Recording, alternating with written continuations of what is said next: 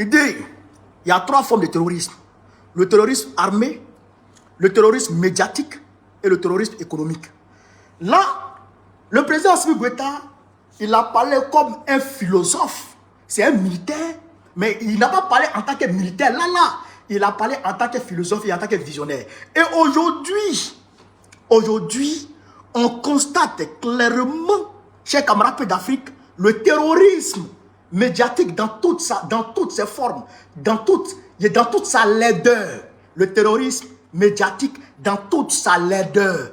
C'est-à-dire que ce terrorisme est financé par Macron. Macron et ses maîtres. Je dis Macron et ses maîtres parce que Macron est commandé par les Rothschild. Macron est commandé par l'État profond que aujourd'hui le gouvernement mondial, que aujourd'hui Trump s'attelle à détruire. C'est par ce gouvernement mondial que Macron est financé. Les propriétaires de Human Rights Watch, les propriétaires, chers camarades d'Afrique, de Amnesty International, les propriétaires des ONG à 2 balles, des ONG bidons, les outils de l'impérialisme là. Leurs propriétaires, c'est eux qui financent Macron, c'est eux qui commandent Macron, c'est eux qui disent à Macron de faire ce qu'il doit faire. C'est-à-dire que le club des Whoopi, le club des Whoopi, c'est eux qui financent les Macron là. Et c'est eux qui donnent les ordres, c'est eux qui donnent les instructions aux Macron là. Et eux ils sont derrière. Mais vous êtes vécus. Au nom de Dieu, vous êtes vécus. Chers camarades d'Afrique, on va essayer déjà, avant d'aller en Côte d'Ivoire, on va essayer déjà écouter, chers camarades d'Afrique, le capitaine Ibrahim Traoré. On va aller pas à pas. Aujourd'hui là, je vous ai dit, hier là, je crois que c'était avant-hier, quand j'étais allé soutenir la guêpe à l'université de Padoue, j'ai dit aux étudiants que quand Jeune Afrique et les médias terreau, les médias maudits commencent à gesticuler, qu'ils se calment et qu'ils les attendent à 20 h, la télévision nationale burkinabé, la télévision nationale malienne, la télévision nationale nigérienne, chers camarades d'Afrique, vont donner les vraies informations. Et c'est ces vraies informations-là qu'on doit considérer comme informations. Les informations mensongères des médias mensonges aux ordres d'Emmanuel Macron et ses patrons, on ne les écoute pas. On ne les écoute pas. Et on va leur apporter des réponses. Et on va les confondre ici. Parce que c'est de ça qu'il s'agit chez camarades d'Afrique. Il ne s'agit pas d'aller ici et là. Il s'agit de dire la vérité. Chers camarades d'Afrique, on va écouter ici le président du Faso, le capitaine Ibrahim Traoré. On va écouter ici. Information créée du faux tout autour. Et tenez-vous bien, ces mêmes médias, je le dis aujourd'hui haut et fort, surtout Jeune Afrique, nous ont courtisés autour de 2022-2023. Ils sont passés par plusieurs canaux pour nous aborder, pour nous faire payer et laver notre image, comme ils le disent. Nous avons refusé, ils ne peuvent pas le nier parce qu'on a les preuves chez nous. Ils ont envoyé des gens, c'est comme ça ils fonctionnent. Et beaucoup de chefs d'État tombent dans leur piège, ils versent de l'argent chaque mois pour qu'on publie des articles pour laver leur image. Non, c'est dangereux. Ils ne vivent que de ça. Vous payez l'argent, ils mentent, ils lavent votre image. Vous refusez, ils mentent pour détruire votre image. Mais toute l'Afrique doit être mise au courant. Et si l'Africain veut évoluer, c'est d'arrêter d'écouter ces médias mensongers. Parce que tant que vous serez là à écouter une mauvaise information, ça finit par devenir une réalité. Et c'est très dangereux pour nous. Merci, Gabriel. Merci, président. Merci, président. Certaines personnes se sont amusées, chez camarades d'Afrique, à mettre en doute cette information que le capitaine vient de donner. Alors, nous sommes montés, chez camarades d'Afrique, dans les archives et on est allé trouver certains présidents en exercice d'alors qui disent les mêmes choses. Mais, moi-même, on m'a informé. Qui m'a informé que cela s'est produit avec Mamadou Doumbouya de la Guinée-Conakry? Écoutez très bien. Qui m'a informé? Mon ami Kaïsfof. Que Kaïsfof m'excuse parce que là, on est à l'ère de la vérité. Mon ami sénégalais, la Kaïsfof, vous savez qu'il est parti en Guinée, il était parti en Guinée. Et quand il a quitté la Guinée, il est venu, il m'a rencontré et il m'a donné l'information. Il y a un certain nombre de noms qui m'a donné, mais je ne vais pas citer ça. Mais Jeune Afrique, et Jeune Afrique a demandé 800 000 €. Jeune Afrique a demandé 800 000 € à Mamadou Doumbouya pour laver son image, pour faire de la Guinée unité panafricaniste. C'est ça que mon ami m'a dit. Et c'est une vérité absolue. Mais je ne m'arrête pas à ce que mon ami m'a dit. Cher camarade Peu d'Afrique, on est parti demander à Dadis Camara. Dadis Camara va nous expliquer ce que Jeune Afrique lui a dit. Ce que Jeune Afrique lui a demandé. Ce que les médias lui ont demandé. Mais on va demander à Dadis Camara. Ou bien c'est pas ça, cher camarade Peu d'Afrique. Donc on est parti avec Dadis Camara. Mais ils ont sapé, ils ont dévancé, ils ont anticipé pour saper mon image. Voilà. Pour fustiger, me rendre sur l'écran d'un homme extra. Comme je parlais tantôt du plus grand escroc, de ce grand prostitué Guérim, chef de Jeune Afrique, qui est le sort qui est venu à travers nos mines pour dire de faire une négociation, l'Iran et la Guinée. Voilà. Pour boire un peu de vin, par rapport à un Guérim, me demander 500 000 euros pour que je lui donne par trimestre 500 000 euros pour faire mon image. Quelle image! Il n'a qu'à tout écrire. Est-ce que moi je lis d'ailleurs les journaux? Je ne lis pas les journaux. Je ne lis pas l'internet. Parce qu'ils vont me désorienter sur mon objet. Oh, mais Afrique, mettez Dadis. Il dit, mettez Dadis. On va l'écouter un peu encore. Un peu seulement, président Dadis Camara. Qu'est-ce qui se passe? Écoutez un peu. Écoutez le président Dadis Camara. Écoutez ici, chers camarades. Me demander 500 000 euros pour que je lui donne par trimestre 500 000 euros pour faire mon image. Quelle image! Il n'a qu'à tout écrire. Est-ce que moi je lis d'ailleurs les journaux? Je ne lis pas les journaux. Je ne lis pas l'internet. Parce qu'ils vont me désorienter. C'est mon objectif. Donc, vous avez compris clairement que le capitaine Ibrahim Traoré n'est même pas le seul à être courtisé par Jeune Afrique et les médias mensonges. Est-ce que vous comprenez ça? Dadis dit, ils lui ont demandé 500 000 euros par trimestre. Ils ont demandé 500 000 euros à Dadis Camara. Ils ont demandé 800 000 euros à Doumbouya. Mais il faut que je complète pour Doumbouya là. Mon ami m'a dit que Doumbouya n'a pas accepté. Ça seulement, s'il dit que mon ami m'a dit, il faut que je mette dessus ce que mon ami m'a dit. Mon ami Kaïsof m'a dit que Doumbouya n'a pas accepté. Ça, il m'a dit ça. Mais en tout cas, est-ce qu'ils ont demandé à Doumbouya? Ils ont demandé. Et c'est le mode de fonctionnement. C'est le mode de fonctionnement qui est là. Ouais, Dadis, il a cassé les papos. 500 000 euros par trimestre pour blanchir leur image. 500 000 euros par trimestre. Vous comprenez? Imaginez un instant combien Draman Ouattara leur donne par mois ou par trimestre. Imaginez un instant. Draman Ouattara a donné la nationalité ivoirienne aux deux frères de Jeune Afrique après le décès de leur papa. Draman Ouattara leur a donné la nationalité ivoirienne. Et c'est-à-dire qu'il travaille avec eux pour placer l'argent de la Côte d'Ivoire dans le compte offshore. Jeune Afrique que vous voyez là. Est-ce que vous comprenez, chers camarades? Donc, ce que le capitaine dit. Attendez, non, on n'a pas encore fini les jeux. Putain, on n'a pas encore fini les Jeune Afrique. Comment? Il faut qu'on aille à un Jeune Afrique. Doni. Antepressé, billet, signé de la carrière. Camarade d'Afrique. Écoutez ici. Écoutez ce qui se passe avec Jeune Afrique en Côte d'Ivoire. Mais vous-même, regardez Olegui Nguema. Regardez Olegui Nguema. C'est-à-dire qu'ils sont en train de soigner, ils sont en train de polir son image.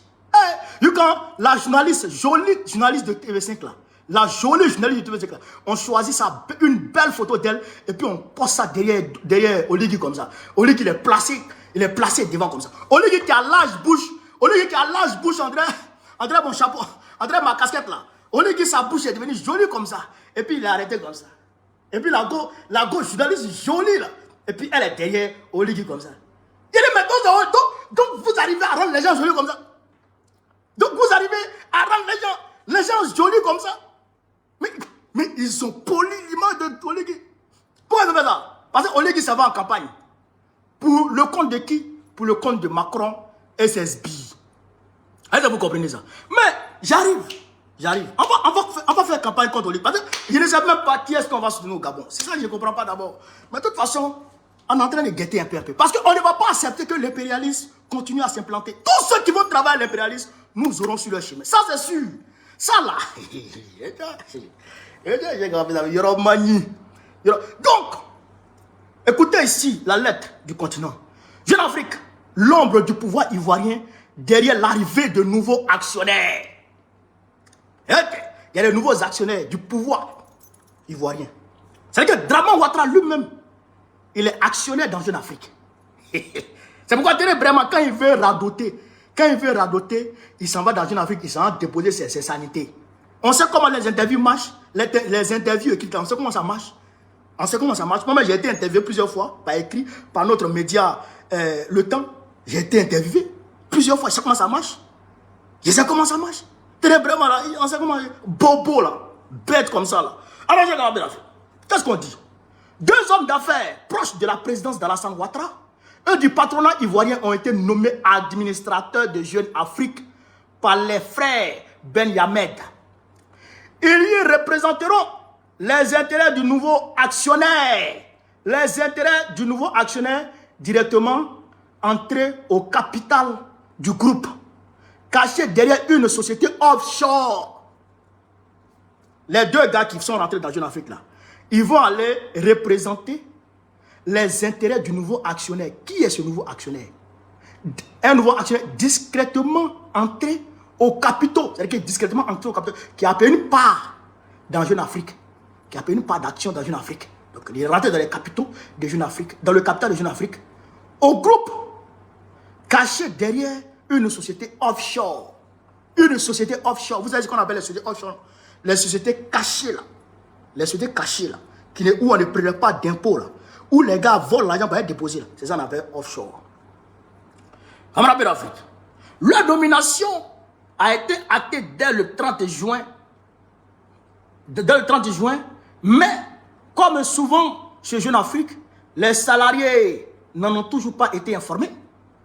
4 nouveaux membres ont intégré le conseil d'administration de Jeune Afrique Media Group, Jeune Afrique Media Group, JAMG. La maison mère du groupe de presse dirigée par les frères Ami Ben Yamed et Marwan Ben Yamed. Ami Ben Yamed, Marwan Ben Yamed, ces Libanais là sont devenus Ivoiriens maintenant. Ils ont la nationalité ivoirienne. Ils peuvent payer le terrain comme toi tu payes le terrain. Ils peuvent payer le terrain. Les Waworo là. Draman leur a donné nationalité. Selon nos informations, 2 d'entre eux, les hommes d'affaires ivoiriens Ahmed Cissé et Serge Tiemele, représenteront de nouveaux actionnaires dissimulés derrière Bayani Capital. Derrière Bayani Capital, une structure offshore domiciliée à l'île Maurice. Une structure offshore domiciliée à l'île Maurice. Vous comprenez ça? Vous comprenez ça? C'est-à-dire que cette structure-là, elle ne paye pas d'impôts, on ne connaît pas son capital, on ne sait pas qui est là, qui travaille là-bas, qui fait quoi là-bas. C'est l'argent, ils volent l'argent, ils vont déposer là-bas. Comme l'avait révélé la lettre A, JAMG, Jeune Afrique Media Group, cherche depuis le printemps 2021 à lever 10 millions d'euros en échange de 20% de son capital. 10 millions d'euros en échange de 20% de son capital. Donc, c'est ça là, Ouattara a payé. Donc, il a payé, on va dire, au moins 10 millions d'euros à Jeune Afrique pour que les 4 personnalités là puissent intégrer le groupe. Pour qu'on puisse mentir pour la Côte d'Ivoire. Et voici. Voici Serge Tiemele. Voici Serge Tiemele. Voici Ahmed Cissé. Lui et puis Draman. Et voici. Ceux qui ont intégré le groupe Jeune Afrique. Donc, pour dire que Jeune Afrique, en réalité, ce n'est pas un média d'information objective. C'est un média de propagande et de dénigrement. Vous comprenez ça? Quand tu leur donnes l'argent, ils font ta propagande. Quand tu ne leur donnes pas l'argent, ils te salissent. Vous comprenez ça? Vous comprenez ça? Mais TV5, non, RFI a publié que la Côte d'Ivoire est le pays le plus heureux de l'Afrique de l'Ouest. Le pays le plus heureux de l'Afrique de l'Ouest. Il dit, mais si la Côte d'Ivoire est le pays le plus heureux de l'Afrique de l'Ouest, Mais c'est que les autres pays là, c'est que eux là, mais eux c'est l'enfer. C'est-à-dire que eux là, c'est-à-dire que, mais c'est un volcan qui verse sur eux. Quand on connaît la situation dramatique que vivent les Ivoiriens, quand on connaît la situation difficile, pénible, infernale que vivent les Ivoiriens, dire que ce pays-là est un pays paradisiaque, mais on tombe des nues. Mais c'est la source qui est là. Mais Draman, ils volent l'argent pour donner là-bas. Eux, ils connaissent l'importance des médias. Ils savent la communication, ce que la communication peut apporter à un pouvoir, ou ce que la communication peut gâter dans un pouvoir. Mais c'est pourquoi ils ont pourchassé Baogonet. C'est pourquoi ils m'ont pourchassé. C'est pourquoi ils voulaient m'éliminer. C'est pourquoi ils voulaient me faire taire à jamais. C'est pourquoi ils voulaient me tuer. Et c'est pourquoi ils sont derrière mon vieux mort fraqué Djamsi. C'est pas pour rien. Hein? C'est pas fort. Quoi? C'est parce que quand on parle là, ça dérange. Et donc comme ça les dérange, il faut nous éliminer. C'est un camarade peu d'Afrique. Est-ce que vous comprenez ça? Mais on va continuer avec le capitaine Ibrahim Traoré. Parce qu'il faut qu'on continue avec le Burkina Faso. Appelez-moi les Sénégalais parce que toujours on dit la trahison de l'Afrique de l'Ouest, ça passe par la Côte d'Ivoire et le Sénégal. Je ne sais pas qu'est-ce qui se passe dans les deux pays là. Qu'est-ce qui se passe? À part le régime de Gbagbo, c'est-à-dire que la France-Afrique a toujours réussi à gangréner les pouvoirs ivoiriens et sénégalais. Je ne comprends pas qu'est-ce qui se passe, chers camarades d'Afrique. On va écouter ici un Sénégalais qui est chargé de la prévention du génocide de l'Afrique au compte de l'Union africaine. Je ne comprends pas. Et c'est les Sénégalais, ils vont chercher pour faire des trucs comme ça. C'est les Sénégalais, ils vont chercher pour faire des trucs comme ça. Djoma, il faille sa tête, André. Camarade d'Afrique, il me taise, mais le gars, il est à côté ici, là. Bon, il me trouve ici. Djoma, il n'a rien dit, hein. Mais on va écouter. On va écouter ici cette vidéo, c'est camarade d'Afrique. Tapotez, mettez les gars, on va écouter cette vidéo. On va écouter cette vidéo. Écoutons ici cette vidéo. Écoutons ici. Écoutons cette vidéo. 6000 personnes ont été tuées, dans la grande majorité du temps. Ils sont victimes de djihadistes, mais parfois ces massacres... Attends, écoutez. Comment sortir de la spirale de la violence au Burkina Faso? Écoutez. Selon Acted, en 10 ans, 26 000 personnes ont été tuées. Écoutez. Dans la grande majorité du temps, ils sont victimes de djihadistes, mais parfois ces massacres sont attribués à des supplétifs de l'armée, les VDP. Récemment, ces derniers ont semé la mort dans plusieurs villages à la frontière avec le Mali. Alors on vous montre une carte du Sénégal parce que l'on part à Dakar retrouver Adama Diang, notre invité. Bonjour à vous et merci d'être en direct. Vous êtes l'envoyé spécial de l'Union africaine pour la prévention du crime de génocide. Est-ce que vous m'entendez bien? Je vous entends. L'envoyé spécial de l'Union africaine pour la prévention des crimes de génocide. Pour la prévention des crimes de génocide. C'est ça donc là maintenant, ce n'est plus exaction. Maintenant c'est crime de génocide. Et c'est là, je vais vous expliquer ce que Draman est allé faire à Paris. Mais déjà, on va écouter le Sénégalais un peu. Vous allez comprendre un peu ce qui se passe, chers camarades d'Afrique. Parce que là, il faut que le peuple burkinabé, il faut que les Waïa, il faut que les OSC de Burkina Faso se lèvent déjà. Et qu'ils prennent leurs responsabilités et qu'ils donnent les instructions au peuple burkinabé afin de dénoncer de la manière la plus claire possible les propos de ce Sénégalais.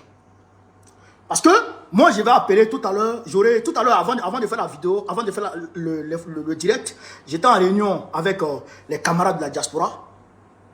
Là, dès qu'il est fini, je vais appeler et puis on va faire une réunion par rapport à ça. Parce que ce qui se trame derrière est dangereux. Et ça, on ne va pas l'accepter. On va écouter déjà, avant que je ne décortique, chers camarades d'Afrique. Écoutez.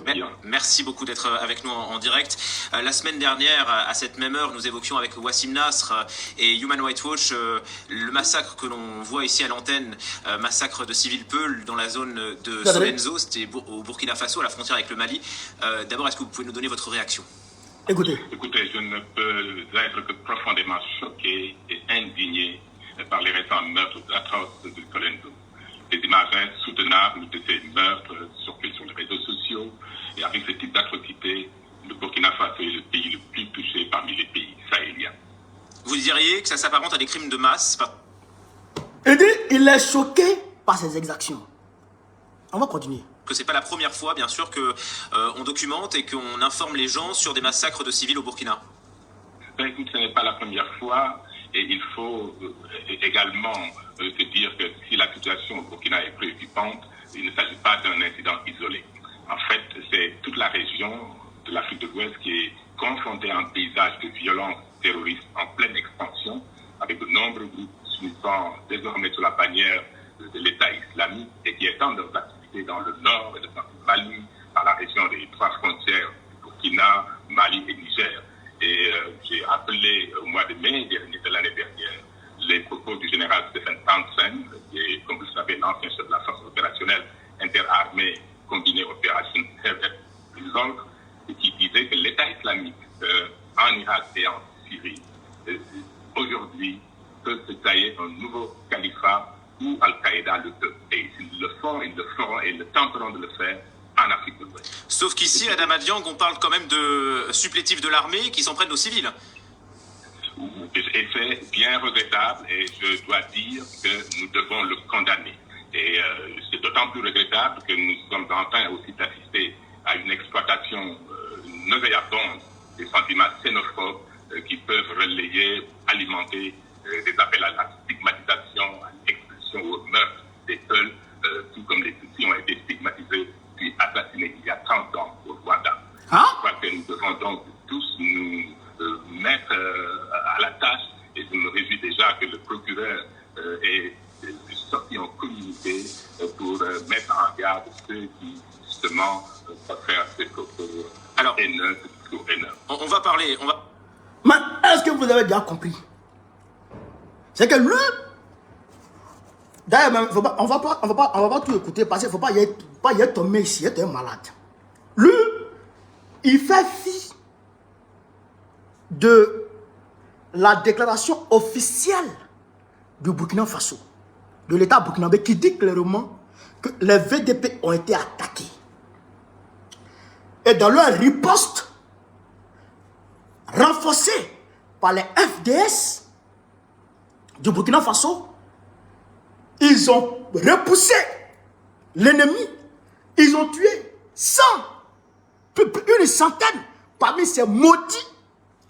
Et que dans le ratissage, ils sont sortis sur un peuple qui était, comment on appelle ça, pris en otage comme un bouclier humain.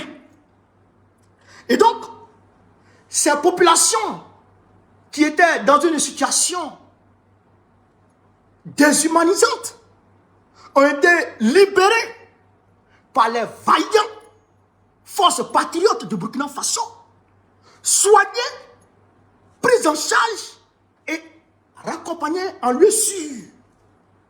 Lui, il fait fi de ça et il prend la version des médias mensonges.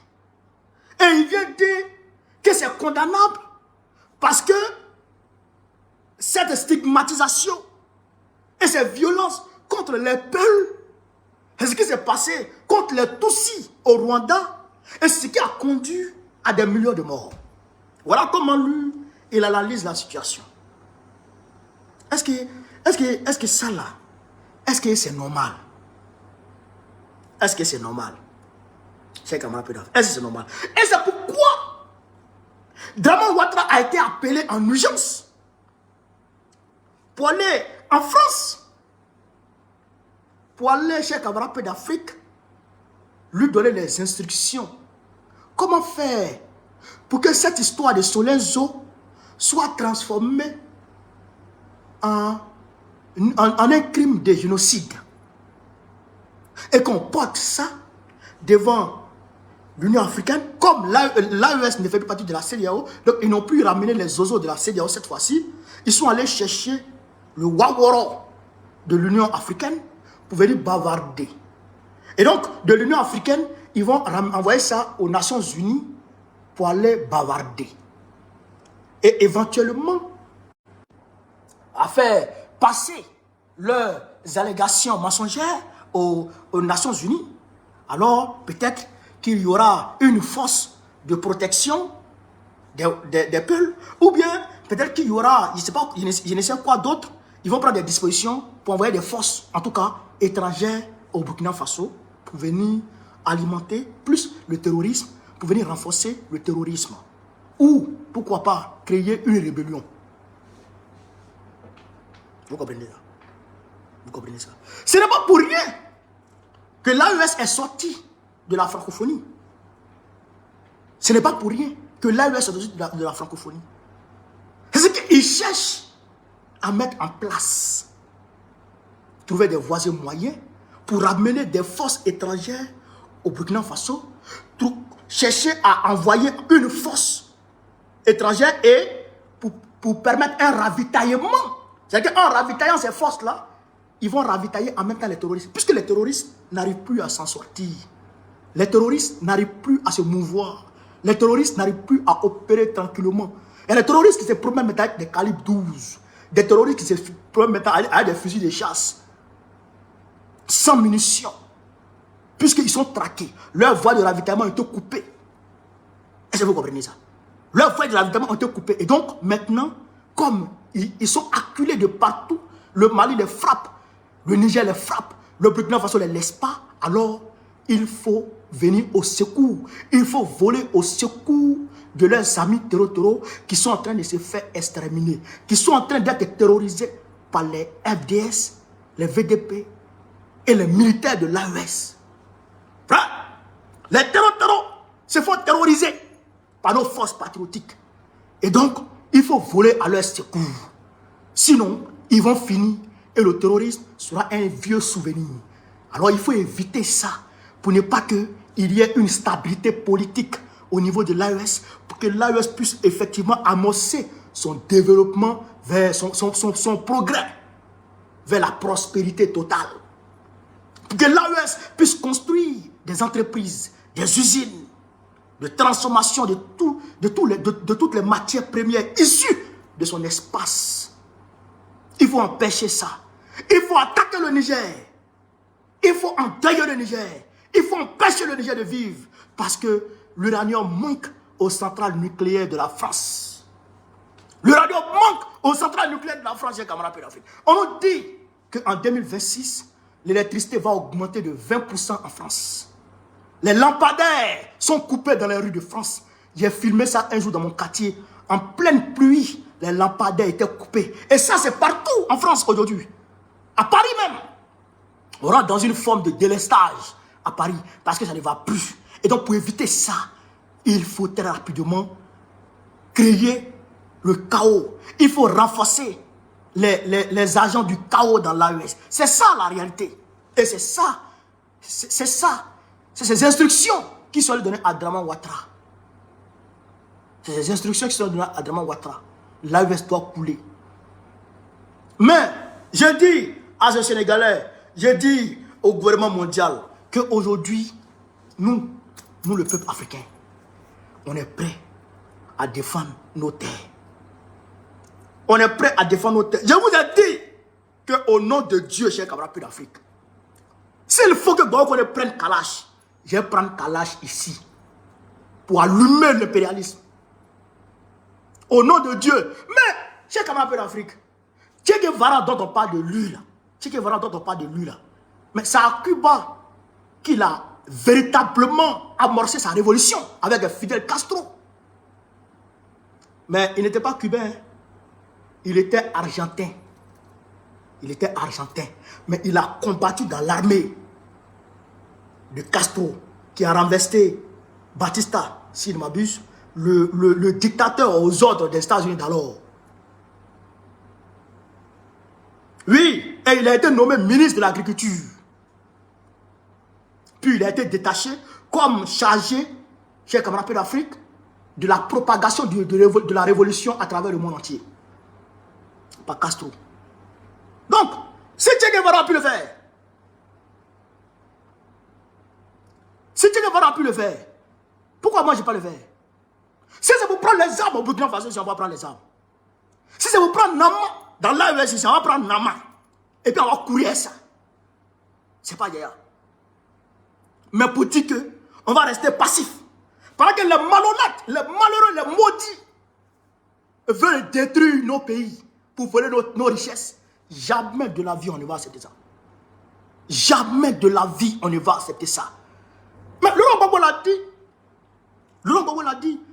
Il dit, yeah, ils n'ont pas aidé Lumumba. Ils n'ont pas aidé Lumumba. Et comme ils n'ont pas aidé Lumumba, ce qui est arrivé à Lumumba est arrivé à eux tous. Nous sommes en révolution. Si on n'aide pas l'AES, ce qui va arriver à l'AES va arriver à nous tous. Yeah! On n'a pas aidé Laurent Gbagbo. Yeah! En 2010, on n'a pas aidé Laurent Gbagbo. Ces mêmes gars de l'Union africaine, ces mêmes gars de la CEDEAO, se sont levés, fait corps avec Nicolas Sarkozy et Barack Obama, les suppôts du démon. Ils ont fait corps avec eux pour anéantir Laurent Gbagbo, pour vitrifier Laurent Gbagbo. Mais ceux qui l'ont fait hier, ceux qui ont fait ça hier, aujourd'hui, regardez leur pays. Regardez leur pays. La Libye de Mouammar Kadhafi. Mouammar Kadhafi qui a dit qu'il va aller balayer le palais présidentiel de Gbagbo. Ils ont commencé par lui d'abord. Ils sont montés sur ATT, où la famille de Draman Ouattara était logée. Après le Mali, ils sont montés sur le Burkina Faso, où Blaise Compaoré a formé la rébellion. Voilà qui sont au Niger maintenant. Mamadou Youssoufou, qui était ami à Gbagbo Laurent, pendant leur moment de combat pour la démocratie, il a trahi. Pour dire que l'impérialisme n'a pas d'amis. Et nous, Africains, nous devrons nous battre. Nous devons nous mettre ensemble. Nous devons nous serrer les coudes. Parce que ils nous tapent avec le même bâton. Nous tous là, ils nous tapent avec le même bâton. Je le dis, tout Africain, tu vas penser que l'homme blanc, le suprémaciste blanc, le considère comme son égal, il se fout le doigt dans l'œil. Tu mens et tu n'es pas son égal. Macron, que tu vois là, Macron va te dire que toi tu es son égal. Et toi tu vas croire ça. Mais tu mens. Il ne te considère pas comme son égal. Il ne te considère pas comme son égal. Il te considère comme un sous-homme. C'est pour Hitler qui est sorti. C'est Hitler qui a affiché pour lui ici. Sinon, eux tous sont des nazis. Des racistes. Est-ce que vous comprenez ça? Donc, il faut que nous les Africains, dont les aïeux ont été déportés, pour aller servir d'outils mécaniques aux États-Unis dans les plantations, à qui on demandait des efforts mécaniques pour développer leur pays. Nous, nos aïeux, qui ont été utilisés dans nos pays pour faire les travaux forcés, qui ont été marginalisés, qui ont été tabassés, qui ont été, chers camarades d'Afrique, frappés, déshumanisés, chosifiés, bestialisés. Nous, là, on doit ouvrir les yeux et se mettre ensemble maintenant pour combattre l'ennemi commun. Lui, c'est l'ennemi qui est là comme ça. L'impérialisme, le suprémacisme blanc, l'insolent, c'est lui qui est notre ennemi commun. Et nous, on doit se mettre ensemble. Si on ne se met pas ensemble, c'est pas bon. Donc, c'est maudit. C'est maudit comme ce Sénégalais là. On doit leur dire leur vrai nom. On doit leur dire leur vrai nom. Est-ce que vous comprenez, chers camarades? Donc, il faut qu'on se lève. Il faut qu'on se lève. Il faut se lever, il faut se dresser. Il faut se tenir debout. C'est cela la réalité. Camarades d'Afrique, on va continuer avec les Wawaron qui sont en train ici et là. Parce que j'ai vu Al-Mustafa qui est en train de demander aux gens, en fait il a entamé une caravane, bien entendu qu'il est financé, qui dit aux gens de ne pas sortir pour manifester quand l'opposition va les appeler dans les rues. On va ici écouter les ozos de Live TV, bien entendu, va apporter une réponse, cher camarade d'Afrique, on est parti. Arrêtez d'utiliser les enfants des autres. Moi, comme moi, je n'accepte pas, et je le dis de façon claire et distincte. Je vous regarde droit dans les yeux, jeunes de Côte d'Ivoire. Tu regardes ton grand-père. On est venu de ne plus mourir, comme l'a dit Daouda, pour des politiciens. Voilà. Encore moins pour des politiciens. Aucun des hommes politique n'envoie ses enfants devant, comme l'a dit Daouda Podep. Je vous regarde droit dans les yeux, jeunes de Côte d'Ivoire. L'heure est venue de ne plus mourir, comme l'a dit Daouda, pour des politiciens. D'accord. Encore moins pour des politiciens véreux. Aucun des hommes politiques n'envoie ses enfants devant une scène quand il y a marche. D'accord. Vous ne verrez pas les enfants de Laurent Gbagbo, vous ne verrez pas les enfants de Alassane Ouattara, vous ne verrez pas les enfants de Tidiane Thiam et consorts, pour ceux qui sont en première ligne, y compris bien entendu. Donc pourquoi vous devrez aller à leur marche au moment où les enfants sont dans des grandes écoles, et puis après, quand vous tombez sur les bacs de l'armée, de la police, de la gendarmerie et autres, ils ne viennent même pas vous rendre visite, ils ne savent même pas si vous existez. Il faut mettre un terme à ça. C'est pour ça que nous en appelons au dialogue. Donc le temps d'envoyer les enfants des autres devant... Donc, vous avez entendu ce gars-là. Vous savez, le RDR, on dit il s'appelle Olivier quoi là. Le RDR est ce qu'il est. On dit il est de la société civile. Toute personne de la société civile que tu vas voir sur Live TV, que tu vas voir sur NCI, ils ne sont pas de la société civile. C'est des démembrements du RDR. Lui là, c'est un RDR pur. C'est un démembrement du RDR. Déjà, je voudrais te dire, monsieur, vous qui vous jouez les intellectuels, que l'article 20 de la Constitution ivoirienne garantit au peuple de Côte d'Ivoire les rassemblements, les manifestations. Ça, c'est la Constitution qui le dit. Donc, quand la Constitution dit qu'on peut manifester, et que des gens, comme tu le dis, s'apprêtent à tuer ceux qui veulent manifester conformément à la Constitution. Mais ces policiers-là qui veulent tuer le peuple-là, qui marchent dans son droit-là, eux-là, ils deviennent quoi? Ils deviennent quoi? Parce qu'il faut poser la situation de façon claire, quoi. Moi, j'ai le droit de manifester conformément à la loi fondamentale, la Constitution me dit je peux manifester. Et je sors, je m'en vais manifester.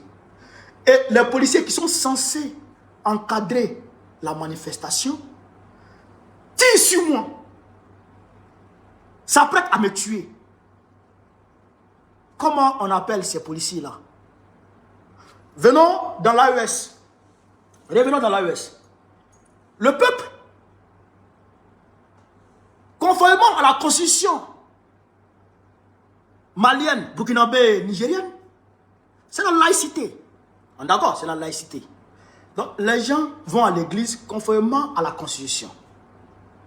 Et des gens armés sortent pour venir les tuer parce qu'ils sont allés à l'église. Comment on les appelle?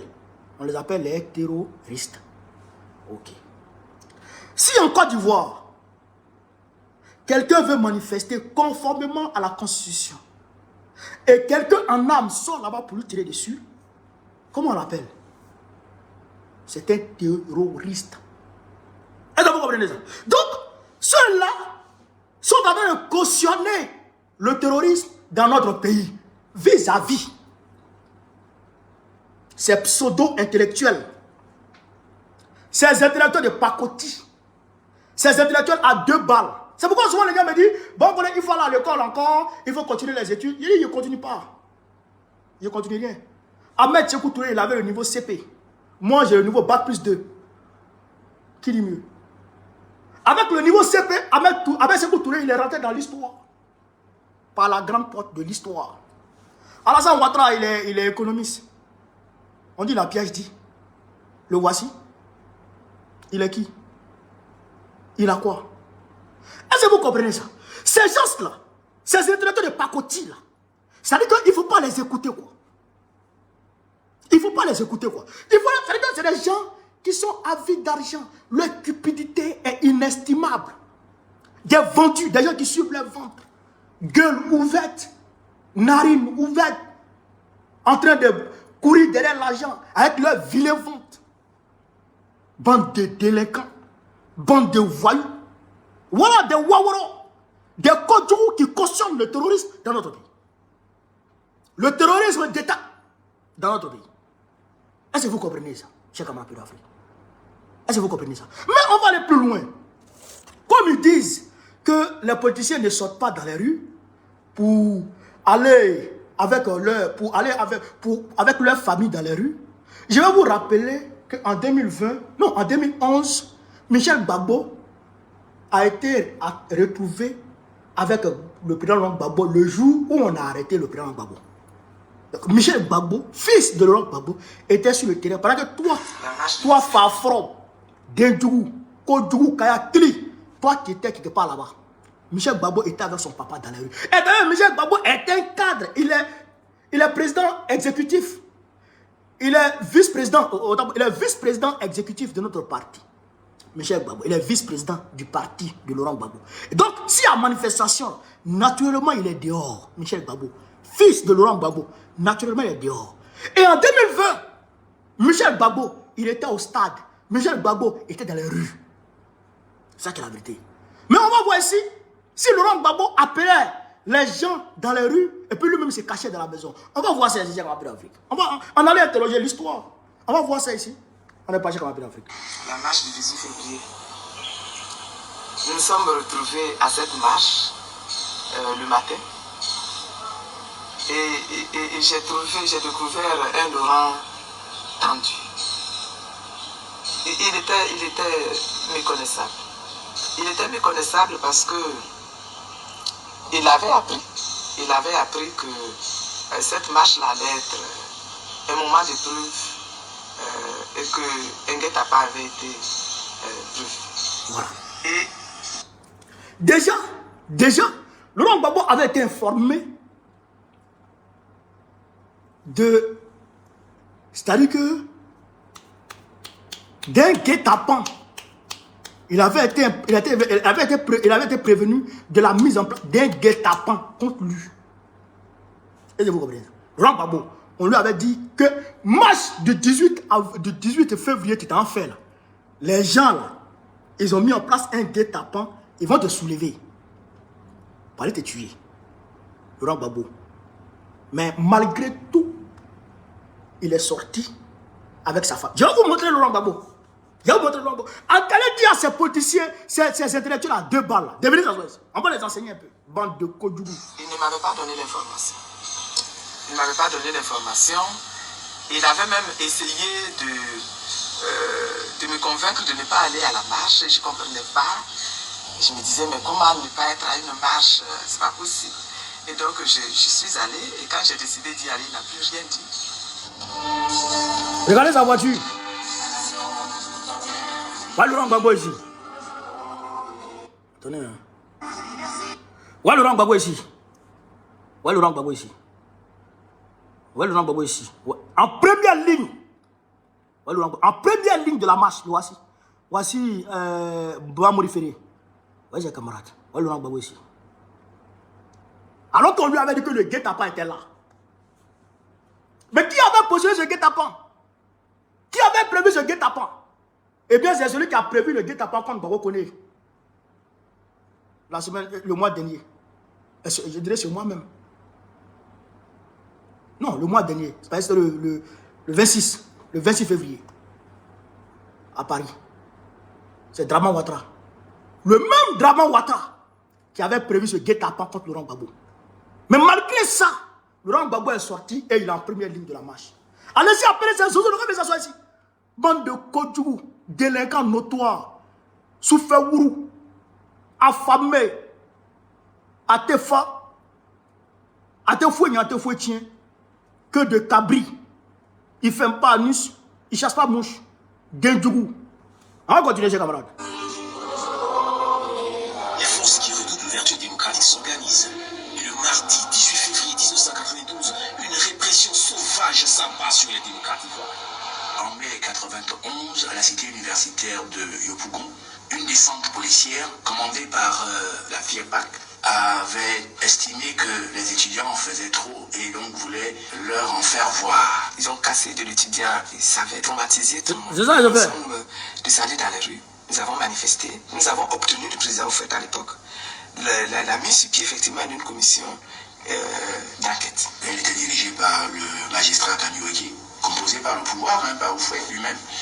Et les conclusions étaient accablantes. La responsabilité de l'armée du général Gueye, à l'époque c'était lui qui dirigeait l'armée, c'était lui le chef d'état-major, avait été nettement, clairement identifié. La commission a remis les conclusions de ses travaux au président de la République. Ce dernier a estimé qu'il ne pouvait pas retourner son propre couteau contre lui-même. En février 1992, nous sommes à nouveau descendus dans la rue pour demander que les militaires soient sanctionnés. Parmi les marcheurs, il y avait les étudiants de la FESI. Parce qu'au même moment, devait avoir au palais de la justice le procès de leur secrétaire général à Hippo.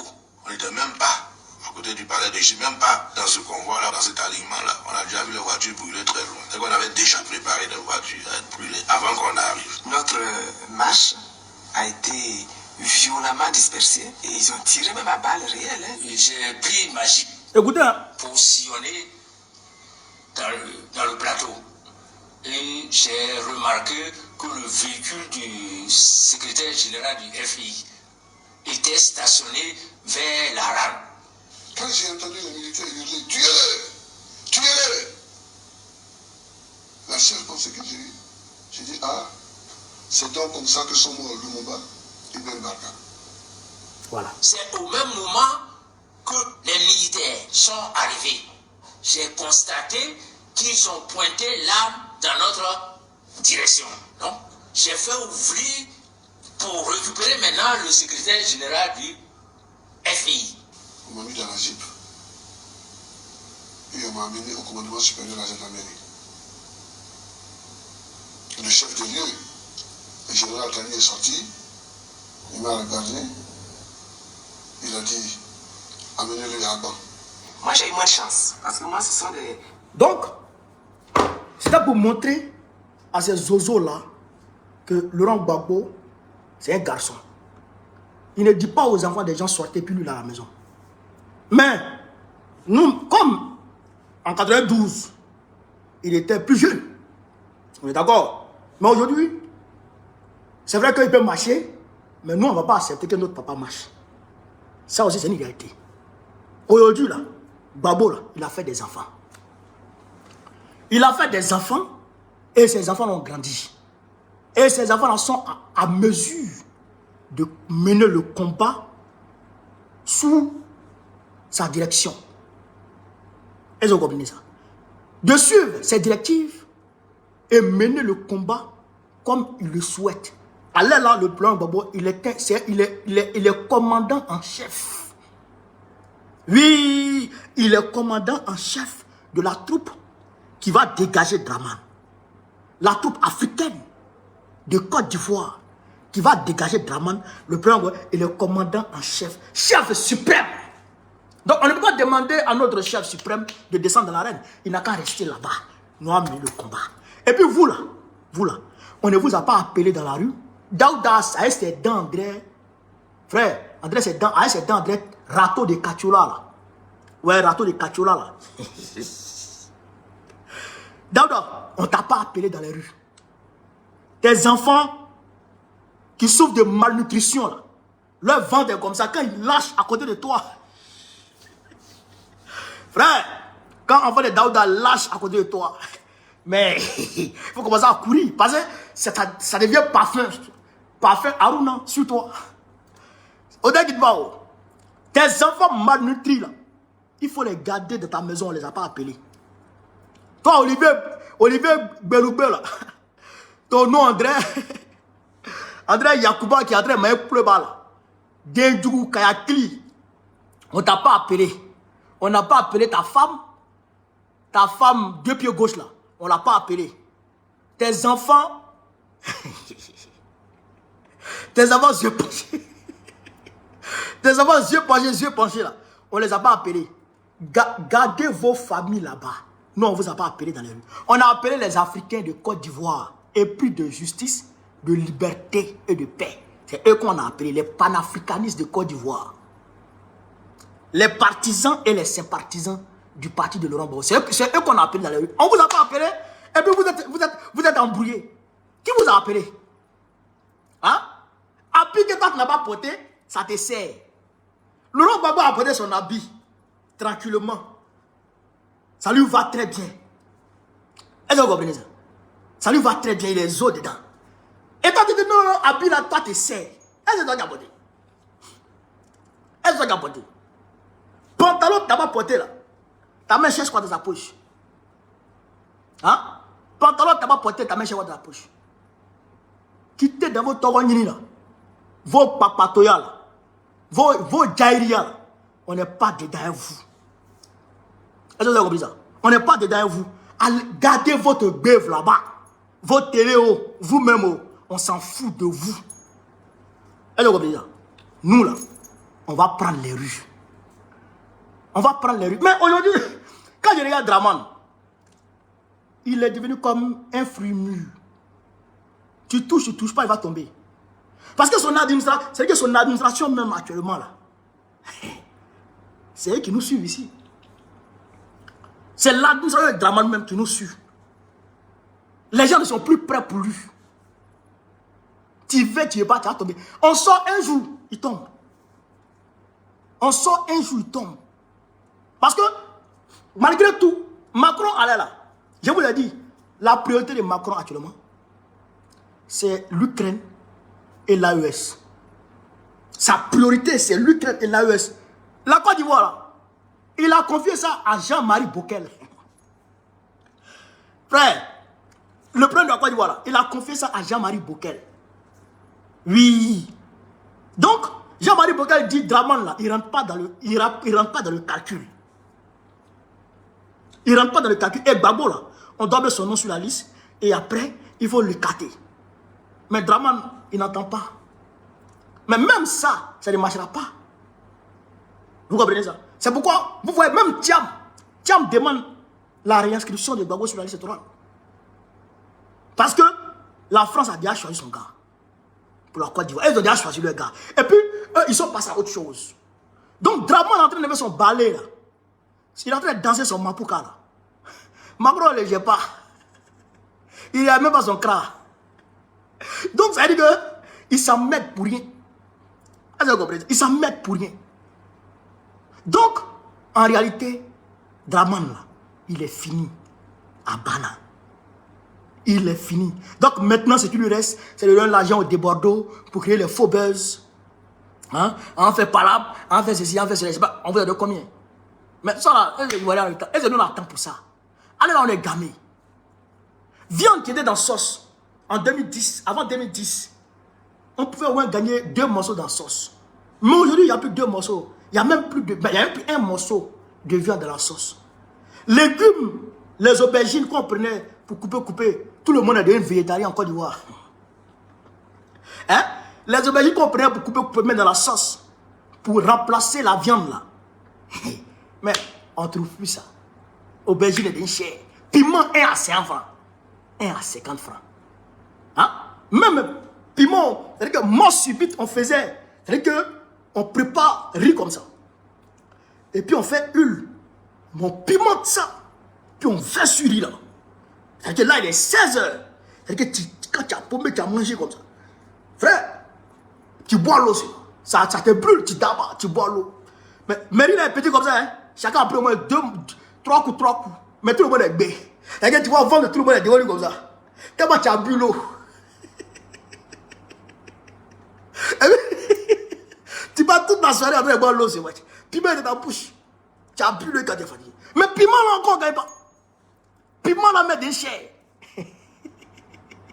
Donc, il va leur dire, tiens, pour toi là, on est fatigué, on n'en veut plus. Donc, tous les doïs que les débordeuses envoient là, tous les doïs que les débordeuses envoient là, ça ne s'apprend plus. Les débordeuses, ils ont fait les palabres là. On ne les a pas calculés, ils sont les réconciliés. On ne les a pas calculés. Hein? Ils ont envoyé Mabio là. On n'a pas calculé. Elle a la télé bien revenue. On n'a pas calculé. Allez là, on est gamé. On est gamé. C'est pourquoi même j'ai décidé de quitter la France. Parce que quand ils m'ont pris, toute la toile s'est arrêtée et puis ils se concentraient sur Baokoni. Facebook, TikTok, YouTube, tout le monde se concentrait sur Baokoni. Tout le monde en parlait que les Baokoni. Donc si on m'arrêtait encore, rébelote, on allait parler que des Baokoni. Mais si on parle que des Baokoni, et l'Afrique, et la Côte d'Ivoire, et Gbagbo, Gbagbo même parlait plus de Gbagbo. Gbagbo parlait maintenant de son fils. Hein? Cheikh Abraham Ben Afrique. Gbagbo même parlait plus de Gbagbo. Il parlait de son fils. Chaque 30 minutes, chaque 1 heure, il appelle. Hein? Même sur Guillaume, chaque 30 minutes, il appelle. Tout le monde est concentré. Il dit, si je ne quitte pas les gens là, ils vont me prendre pour que l'attention de l'opinion soit sur moi seul. Donc il faut que je m'éclipse pour qu'on voit le vrai problème. Et voilà maintenant le vrai problème. Maintenant, Gbagbo, il peut passer à ses problèmes tranquillement. Il est en train de mener son offensive diplomatique. C'est pas bon. C'est pas bon. On attend la liste définitive là. Gbagbo va sortir dessus. Ah, la liste définitive, Gbagbo est dessus. Ouais. Mais en tout cas, nous on suit les instructions de Gbagbo. En Côte d'Ivoire, c'est Gbagbo, nous on écoute. Tout le reste là, vraiment. Tout le reste, on n'écoute pas. On va pas t'écouter. On est gamé. Tiens, c'est vieux là, Gbagbo. Moi, je me rappelle toujours. C'est Gbagbo qui a fait que on a payé livre. Tous les livres à 250 francs. Livre, cahier, un sac. 250 francs. À l'école. Avec inscription, livre, cahier, tout, bic, tout. 250 francs. À l'époque. Il a mis en place ce qu'on appelle l'AMU, l'assurance maladie universelle. Mais les Benguis, quand ils quittaient en Europe pour venir en vacances, ils venaient trouver un garçon devant eux. Ils venaient trouver un garçon devant eux. Les planteurs là, cacao 1000 francs. À ce moment, cacao là donne. Cacao donne. C'est-à-dire que tu fais ta récolte comme ça. Et puis, cacao est versé. 100 tonnes. Imagine, tu vends ça à 1000 francs, 1000 francs. C'est versé comme ça. Quand le vieux prend le boron, il calcule sur l'année, le nombre de sacs de riz qu'il doit prendre. Calcule sur l'année, prend le nombre de sacs de riz, il cale le jeton de ça. La première femme, ce qu'elle doit prendre pour faire ce petit malin pour aller dans les mariages, les tontines, il cale le jeton de ça. Deuxième femme, il cale le jeton de ça. Et puis il y a le jeton, c'est là encore, c'est versé. Ah! Bon, ça c'est pour Série, ça c'est pour Yao, ça c'est pour Tata, et puis calcule. Puis le jeton est là encore. Mais le vieux prend le jeton et puis s'enchaîne les petites filles, puis ça en bois de nuit, hein, ça. Donc quand les vieux et puis les benguis se croisent en bois de nuit, là, les vieux planteurs et puis les benguis se croisent en bois de nuit, Benguis fuit. Benguis fuit. Est-ce que vous comprenez ça? Benguis se cherche. Hein? Mais les gens sont venus avec la guerre. Draman est venu avec la guerre. Il a menti, endoctriné le peuple ivoirien du Nord. Oui, c'est parce que on ne porte pas boubou. Quand on porte boubou, on est... Gbagbo même est dans boubou. Lui-même il est habillé en boubou. Moi, il n'a pas compris ça. Comment ça? Vous dites qu'on ne porte pas boubou. Bon, l'homme même qui n'aime pas boubou, lui-même il a porté boubou. Lui-même son meilleur ami c'est Idriss Koudous, père à son âme. Idriss Koudous, père à son âme. On regarde la télévision, on voit les imams sont assis, ils sont en train de faire débat. On regarde la télévision, on voit que les imams viennent s'asseoir pour donner la date du mois de Ramadan ou bien de l'Aïd. Mais je ne comprends pas. Et puis vous dites que c'est quoi tout ça? Donc nous, on était dans nos coins, mais on ne croyait pas ça. Est-ce que vous comprenez ça? C'était de la manipulation pure et simple. Mais malheureusement, les gens sont tombés dedans. Mais quand les gens sont tombés dedans, il a dit, oh, quand je vais prendre le pouvoir, le Nord va devenir ceci. L'anacade, ça sera 2000. Le kilo de l'anacade sera 2000. 3000. Les gens ont cru, hein? Non seulement l'anacade même là, c'est devenu pire. C'est-à-dire qu'on ne paye même plus. Allez-y au Nord. L'anacade là, c'est dans les maisons, c'est paquet dans les magasins. Il n'y a pas acheteur. Les vieux là, ils nous appellent pour dire, oh mais petit, vous là, dans votre partie là, est-ce qu'il n'y a pas quelqu'un qui cherche anacade? Aïe, Moi, mon parti n'est pas encore au pouvoir. Moi, mon parti n'est pas encore au pouvoir. C'est pas nous, on fixe les règles du jeu. Portez-nous au pouvoir et puis on va acheter votre anacat. C'est ça. C'est ça que je leur dis. Voilà. Portez-nous au pouvoir. Quand nous on sera au pouvoir, là, quand nous on sera au pouvoir, moi, je vais demander au président Gbagbo de faire un bon prix. D'ailleurs, le président Gbagbo ne va pas faire ça. Le président Gbagbo, il va donner aux planteurs la latitude de discuter du prix de leurs produits. Il va vous donner la liberté de discuter, vous-même là, vous allez discuter du prix de votre produit avec les acheteurs. Et c'est ce qu'il va faire. C'est ce qu'il va faire. C'est ce qu'il faisait. Hein? Il ne veut pas caler le prix. Faire les ventes en avance. Le Laurent Gbagbo ne va pas faire ça. Non. Donc, votez-nous. Battez-vous pour que Laurent Gbagbo prenne le pouvoir. Si Laurent Gbagbo a pris le pouvoir, votre fils, Gbagbo Koné, il sera parmi les proches de Laurent Gbagbo. Il sera parmi les proches de Laurent Gbagbo. Et comme vous me connaissez, vous m'avez vu, les gens ont tenté de me corrompre pour que je quitte Laurent Gbagbo. Malgré que les Blancs ont coupé mes comptes, ils avaient clôturé mes comptes. Frère, ils ont clôturé tous mes comptes. Même Moro, ça ne tombe pas. À ce moment-là, ils ont choisi pour me courtiser. Viens au RADP. Viens au RADP. Il dit, je ne veux pas. Si quand il gagne 20 euros, 200 euros, 20 euros, 100 euros, je m'en vais acheter ça de riz. Il vient déposer. Huile, plaquet d'œufs, tous les nyama, il vient déposer. Et puis, d'abord, mollo. Ah, tu sais pas que je pas maillon. Je ne fume pas, je ne bois pas. S'il y a eu mon café, c'est fini. S'il n'y a pas eu café aussi, je bois mon thé tranquille. Il dit, je ne vais nulle part. Je ne vais pas chez vous. Et puis, je suis resté là.